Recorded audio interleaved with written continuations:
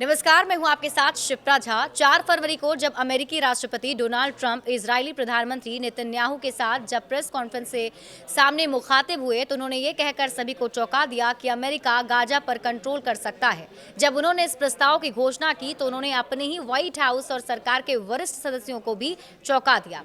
अब सवाल यह है कि क्या वाकई अमेरिका ऐसा कर सकता है? इससे संबंधित अंतर्राष्ट्रीय कानून क्या कहते हैं? ये प्रस्ताव कैसे काम करेगा? अमेरिका उस जगह को कंट्रोल में कैसे ले पाएगा? सबसे बड़ा सवाल यही है कि अंतर्राष्ट्रीय कानून के तहत फिलिस्तीनी क्षेत्र पर कब्जा करना कैसे उचित होगा और 2 मिलियन यानी 20 लाख के करीब शरणार्थियों का क्या होगा?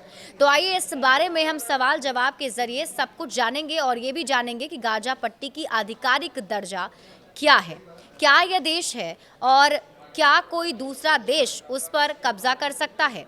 सबसे पहला सवाल, डोनाल्ड ट्रंप ने गाजा को लेकर जो घोषणा की, क्या उसके बारे में अमेरिका ने वाकई गंभीरता पूर्वक सोचा है या केवल ट्रंप के दिमाग की उपज है? न्यूयॉर्क टाइम्स की रिपोर्ट कहती है कि उनकी इस घोषणा पर लगता नहीं कि कोई होमवर्क किया गया। हालांकि उनकी घोषणा औपचारिक और सोची समझी लग रही थी। उन्होंने योजना को कागज के एक पन्ने से पढ़ा, लेकिन ये माना जा रहा है कि उनके प्रशासन ने इस विचार की व्यवहार्यता की जांच करने से सबसे बुनियादी योजना भी नहीं बनाई थी। शायद ये बात इजरायली प्रधानमंत्री बेंजामिन नेतन्याहू को भी नहीं मालूम थी। दूसरा सवाल, क्या इस बारे में ट्रंप ने संबंधित विभागों के साथ कोई मीटिंग की थी? नहीं। अमेरिकी सरकार के अंदर विदेश विभाग या पेंटागन के साथ उनकी इस बारे में कोई बैठक नहीं हुई थी, जो आमतौर पर किसी भी गंभीर विदेश नीति प्रस्ताव के लिए होती है। सवाल नंबर 3, क्यों ट्रंप गाजा पट्टी पर कंट्रोल करना चाहते हैं? उन्होंने ये कहा, अमेरिका गाजा पट्टी पर कब्जा करेगा और हम भी इस पर काम करेंगे। हम इस पर अपना अधिकार करेंगे। साइट पर मौजूद सभी खतरनाक बमों और अन्य हथियारों को नष्ट करने के लिए जिम्मेदार होंगे। साइट को समतल करेंगे, नष्ट हुई इमारतों को हटा देंगे और उसे भी समतल करेंगे।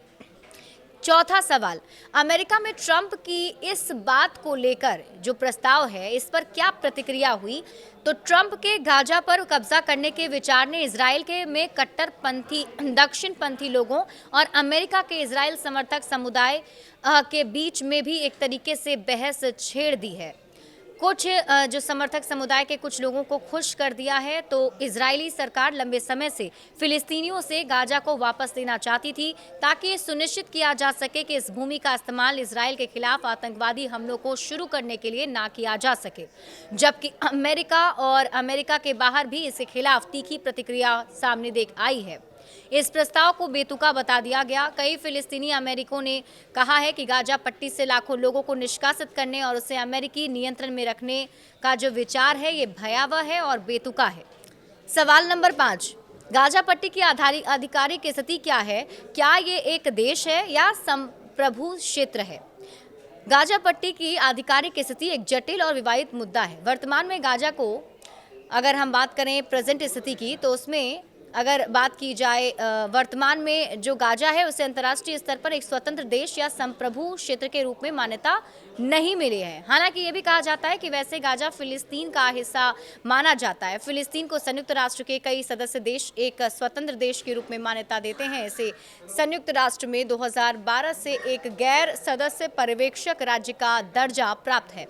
हालांकि फिलिस्तीन की संप्रभुता अभी विवादित है और इसे पूर्ण रूप से मान्यता नहीं मिली है।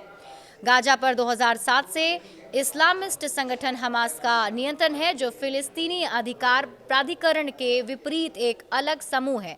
पीए का नियंत्रण केवल वेस्ट बैंक तक सीमित है। बड़े अपडेट्स के लिए जुड़े रहिए न्यूज़ 18 बिहार झारखंड के साथ।